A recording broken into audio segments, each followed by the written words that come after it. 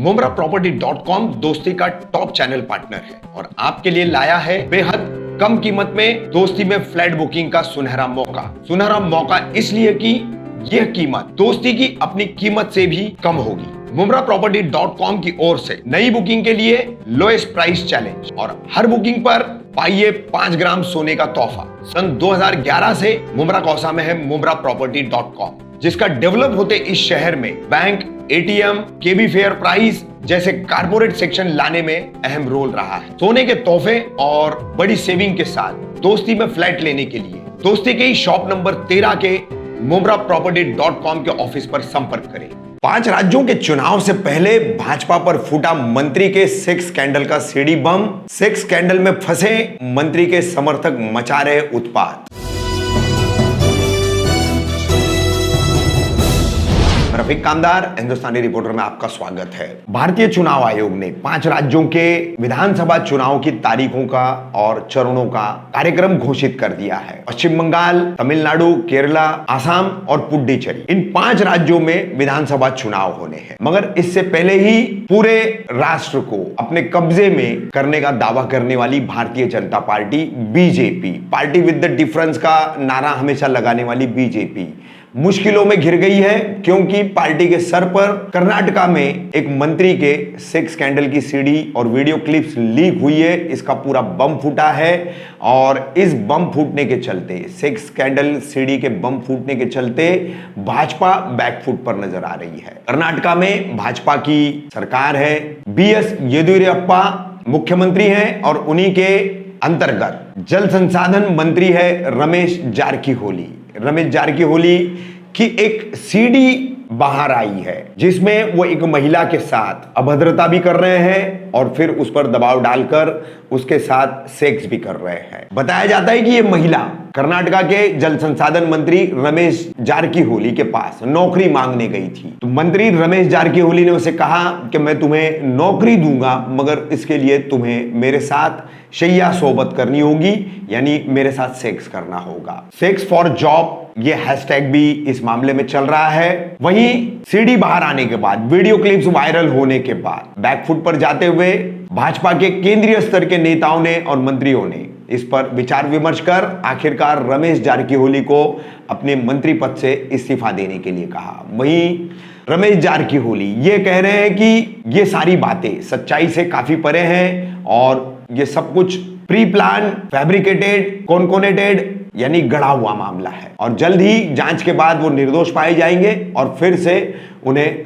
मंत्रिमंडल में स्थान दिया जाएगा। बहरहाल जांच क्या होगी, कैसे होगी, उसका नतीजा क्या निकलेगा और मंत्री रमेश जारकीहोली का दावा कितना सही साबित होगा, ये तो आने वाले वक्त की बात है। लेकिन कर्नाटक के ये अब पूर्व मंत्री हो चुके हैं। 3 मार्च को इन्होंने इस्तीफा दे दिया है रमेश जारकीहोली ने।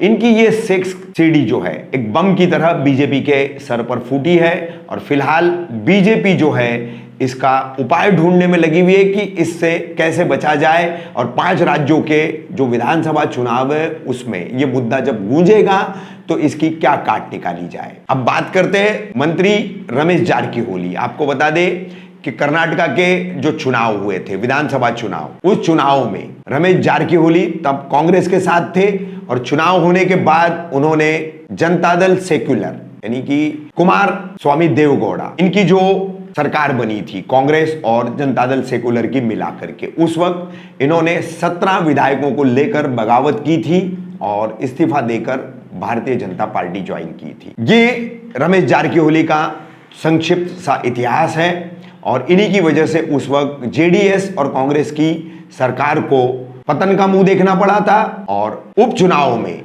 ये फिर से जीते, तमाम एमएलए जीते और इन्होंने भाजपा की सरकार बनाई थी। अब यहां बात करें महिलाओं का सम्मान, उनके साथ होने वाले दुराचार, उनके साथ होने वाले यौन शोषण, उनके साथ होने वाले सेक्सुअल वायलेंस की बात, तो भारतीय जनता पार्टी का चेहरा जम्मू में 9 वर्षीय बालिका के साथ मंदिर में ले जाकर उसकी असमतदरी करना, उसके साथ रेप जैसा जघन्य अपराध कर उसकी हत्या करने का जो मामला हुआ था, उस वक्त खुलकर भारतीय जनता पार्टी के लोगों ने अपराधियों के और आरोपियों के पक्ष में रैली तक निकाली थी और उनका खुलकर समर्थन भी किया था। कुछ ऐसा ही नजारा अब कर्नाटका में इस सेक्स स्कैंडल सीडी बम के दौरान मिल रहा है, जो पूर्व मंत्री रमेश जारकीहोली से जुड़ा हुआ है। यहां पर पूर्व मंत्री रमेश जारकीहोली के समर्थक किस तरह से उत्पात मचा रहे, मार्केट बंद करवा रहे और सरकार पर दबाव बनवा रहे कि रमेश जारकीहोली का इस्तीफा स्वीकार न किया जाए। तो किस तरह की विचारधारा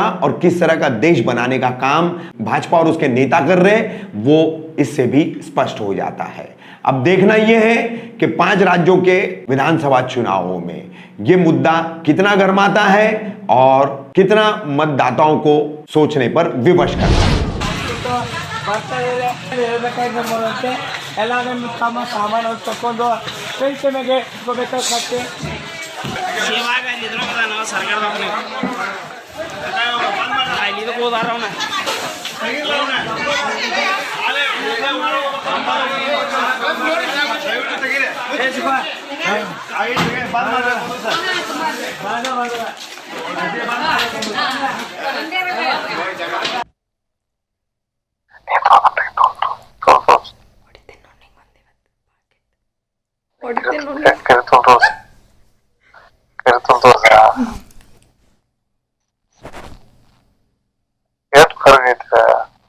ಬೆಳ್ಳಗ ಮಾಡಿಸ್